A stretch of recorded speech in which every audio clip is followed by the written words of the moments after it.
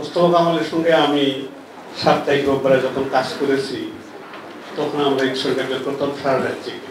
সেই ঈদ সংখ্যা বের করার অভিজ্ঞতা আমাদের আছে।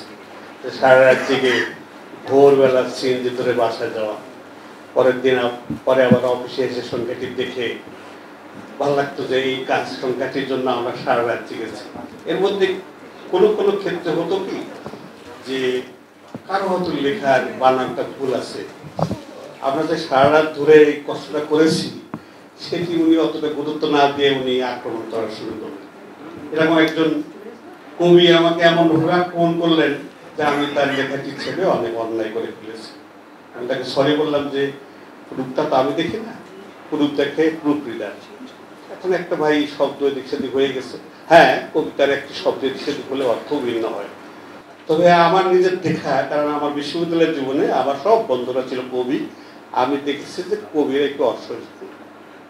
এবং আমি কথাও বলেছি যে কবিদের স্ত্রীরা পরকালে বেস্ট নিশ্চিত, কারণ তারা পৃথিবীতেই দোজকে আছে, তারা আবার পরকালে কেউ দোজক থাকবে। এটা তো একবার বিশ্ববিদ্যালয়ে যখন পড়ি তখন কবি বনাম গল্পকার খেলেছিলাম বিশ্ববিদ্যালয় মাঠে, এবং খুব আয়োজন করে ওমা কবিরা যখনই বল ধরে আর মেয়েরা, অনেক দর্শক ছিল মেয়েরা, বিশ্ববিদ্যালয়ের ছাত্রী, এমন তালি শুরু করে, তখন আমার মনে হয়েছিল যে কবিতা না লিখে জীবন অনেক বড় ফুটবল।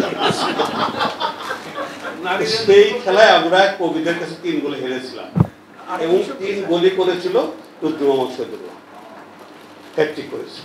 আপনাকে ধন্যবাদ জানাই যে আমার লেখক ক্যারিয়ারে ঢাকা আসার পর থেকে তিনি সবসময় আমাকে ব্যক্তিগতভাবে অনুপ্রেরণা দিয়ে যাচ্ছেন।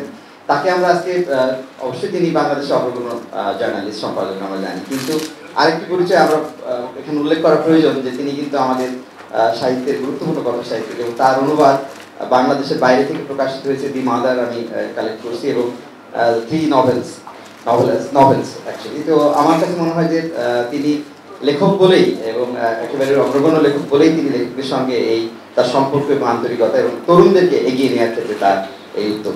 গত বছরেও আমি খবরের কাগজের ঈদ সংখ্যা সংগ্রহ করেছি এবং মন দিয়ে পড়েছি, খুব ভালো ভালো লেখা তাতে ছাপা হয়েছিল।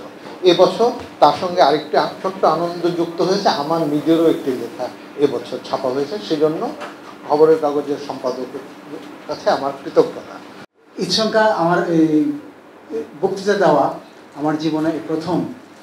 আমরা কি করতাম, আমার নাতি দীর্ঘ লেখক জীবনে গিয়ে পরের দিন গিয়ে নিয়ে আসতাম, অথবা 2 দিন পরে গিয়ে সংখ্যাটা নিয়ে আসতাম। খুব মনটা খুশি। প্রথমে দেখতে আমার লেখাটা আছে কিনা, যেদিকে লেখাটা কোনো কারণে বাদ গেছে সমস্ত আনন্দ মাঠে গেছে। সে যাই হোক, আমরা ওগুলো ওইসব আমি দেখে এসেছি। এই প্রথম বোধহয় আমি ঈদ সংখ্যার ওই প্রকাশ উপলক্ষে এই সেমিনারের আয়োজন। তো এটা একটা অভিনব একটা উদ্যোগ। আমি চাই সম্পাদক মোস্তফা কামাল এবং তার টিম এটা অব্যাহত রাখবে। খবরের কাগজ, নিখাদ, নির্ভীক, নিরপেক্ষ।